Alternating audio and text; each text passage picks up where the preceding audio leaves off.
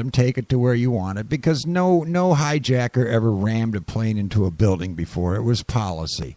Got caught with our pants down, boom. That's that. That's exactly what happened. And you and I have never talked about this before, but that's exactly what the fuck happened. But people don't want to believe it because they want a simpler answer. They don't want to understand it could be complex and involve a lot of different agencies. Wait, if the American government planned it, if the military-industrial complex set it up, that makes sense to me in my simple-minded Louisiana fucking self.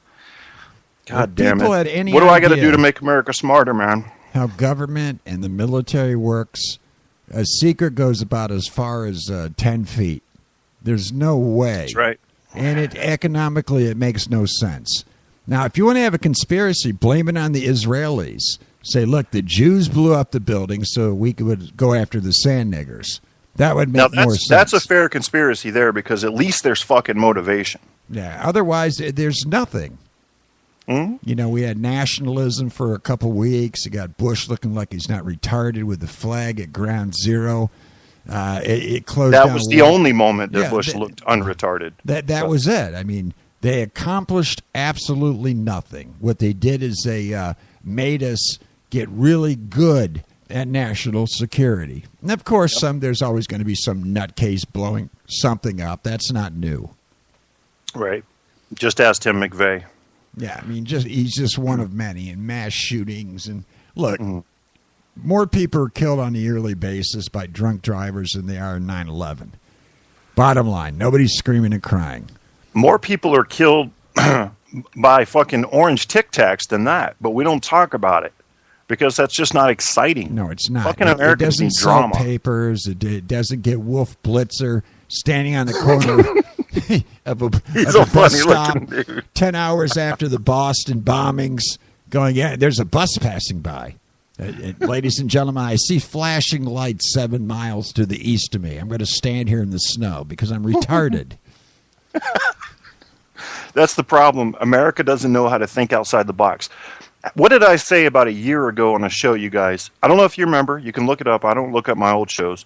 I said, watch what will happen in America or somewhere. I said, there's going to be a bunch of guys that will go out there with fucking machine guns or grenades, coordinated attack all across these different cities, and they can take out a lot of people. Very primitive technology as far as terrorist attack goes, but they're going to take out a lot of people, and you're going to go, shit, why weren't we ready for that?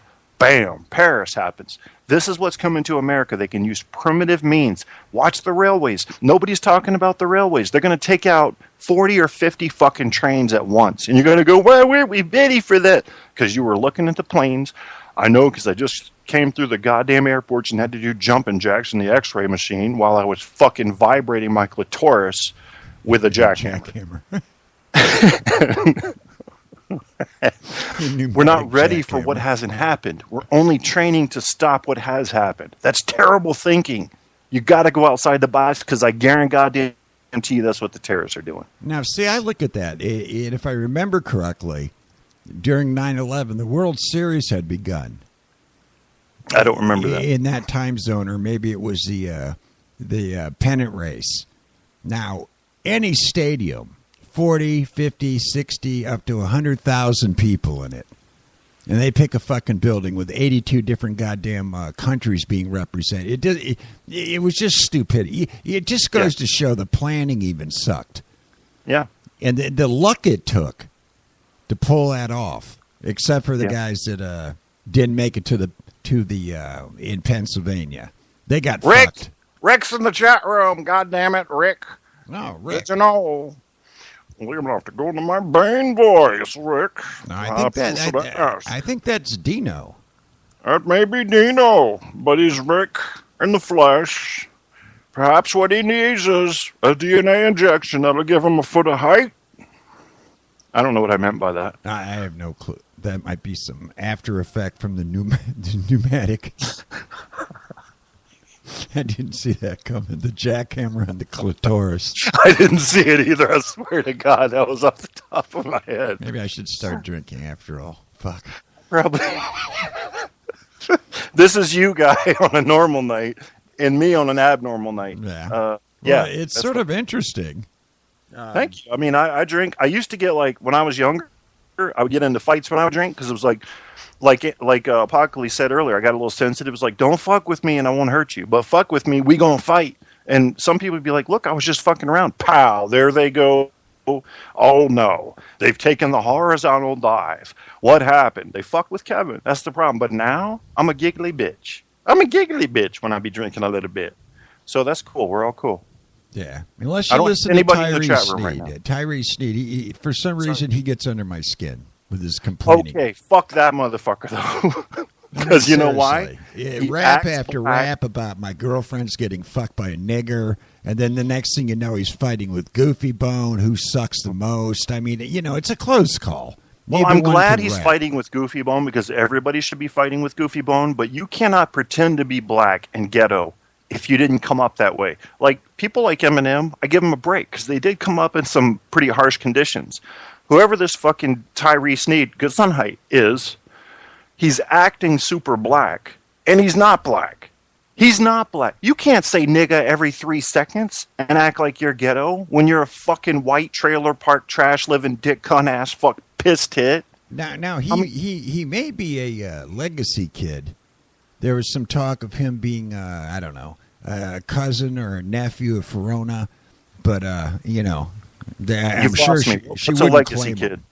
Now, the guy, he bleaches his hair. Now, I looked at his picture. He buffs his arms up, but the distance between his shoulders and his head is very small. So I'm thinking like, you know, midget boxing or maybe some midget tossing or something, which would be good because Goofy Bone has like 5 chins, and he has those soft girl hands. I would like to see these two beat the shit out of each other, except I think Goofy Bone would just curl up in a fetal position and start shitting himself in the corner, and this little midget would start kicking the shit out of him in a salmon-colored fucking shirt. I'm picturing this in every detail right now. And it ends with Goofy Bone in the shower touching his pussy. Yeah, absolutely. With a jackhammer. His mangina. Now, see, the thing is, when you listen to Tyree, and Tyree literally has blocked the entire country from being in his chat room. He has one follower, and it happens to be, what's his face? The Negro. Todd Morris, yes. Yeah. And I hope Todd Morris is trolling this guy because he's hashtagging away in there. And this poor sap, he does one rap after another like, this girl, I went ahead. No, that's not the way to do it. Hold on. Maybe we can do this right. Take your time, man. I am. You know, Pedro, pay attention. Jesus, he falls asleep when you're around here. Come on, Pedro. Jackhammer on the fucking vagina. Jesus Christ, clitoris. We'll just do a simple beat here. Sounds like this. It goes something to... I'm a white dude. And I can't rap. I'll tell you this.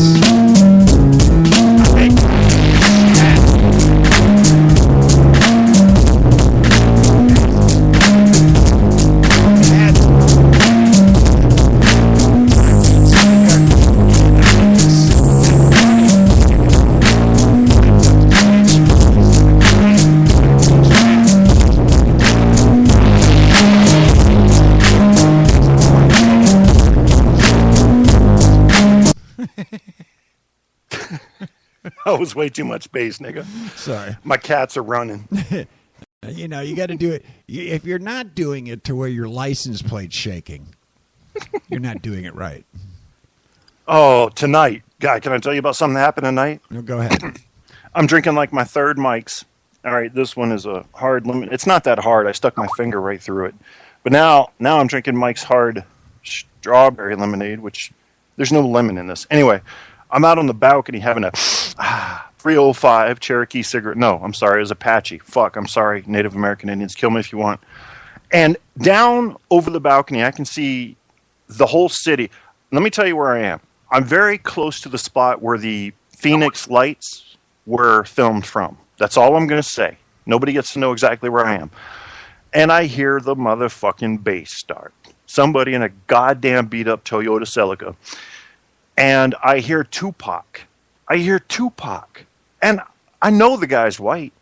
And the first thing I'm thinking is, bitch, if I had a rocket launcher right now, which I could get if I really wanted to, I got connections, your fucking car would be airborne. And you would get to see Tupac in person and get his fucking autograph. But I didn't have a rocket launcher, so I let him roll. So I take it you don't like Toothpack.